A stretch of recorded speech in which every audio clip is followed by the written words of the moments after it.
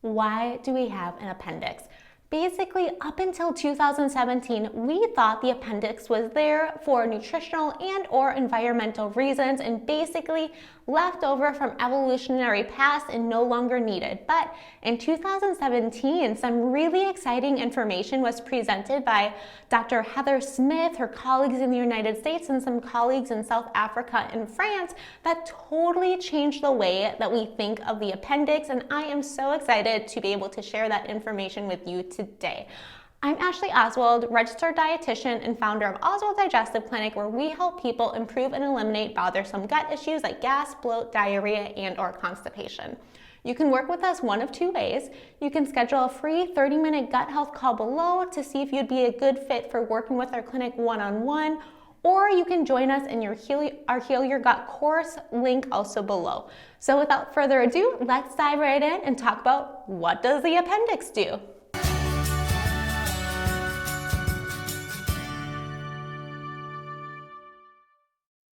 So let's rewind a bit and talk about where is the appendix and what does it look like for the individuals watching who don't know. The appendix is right down here on your lower right abdomen, and it's connected to the large intestine there. So that's about where your small and your large intestine meet.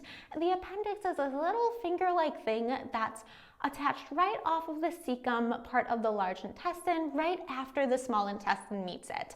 So it's about 2 to 4 inches long. If you know this trick, this is about 1 inch to give you an idea. And the diameter, so the part like this, is about 1/4 to 1/3 of an inch. So it's this really little kind of dangly thing hanging there. So it's no surprise that people are pretty confused what this thing is doing, right? Because it's not an actual part of the digestive tract. Food's not going through it.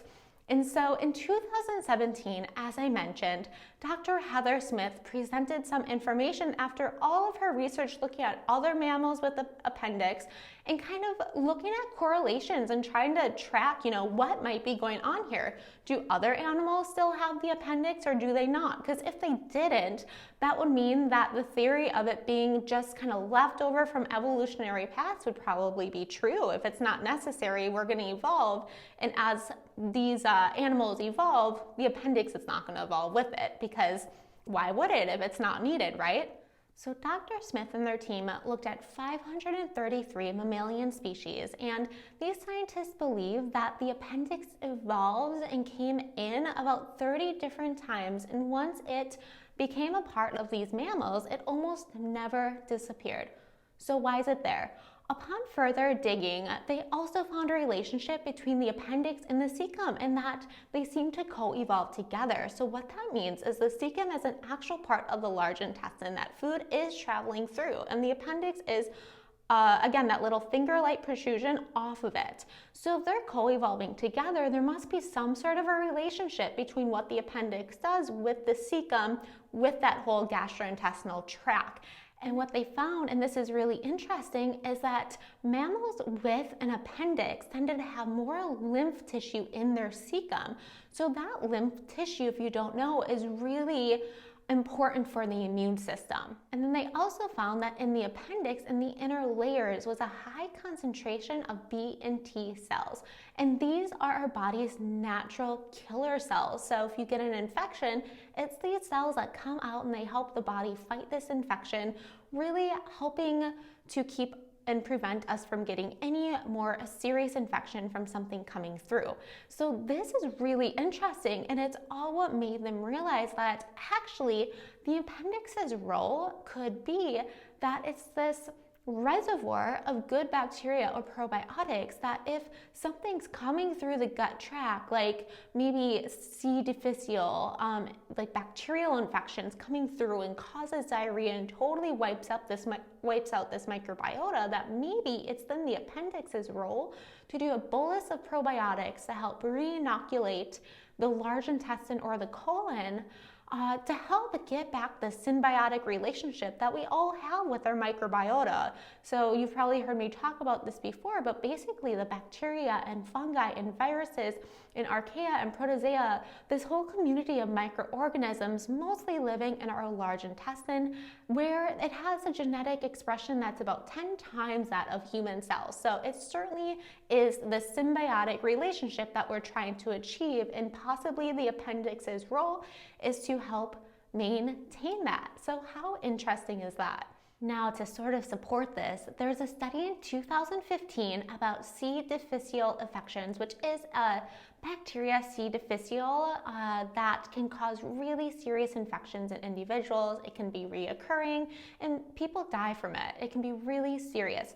So there is a study that showed that individuals with an appendix were less likely to develop a severe C. diff infection compared to the individuals without an appendix. So it doesn't prove anything, but it's certainly really interesting, especially knowing that just 2 years later in 2017 is when this research came out from Dr. Heather Smith and her colleagues that I just shared with you. So now you're probably wondering, oh my gosh, what happens if I get appendicitis or inflammation of the appendix? Should I have it removed?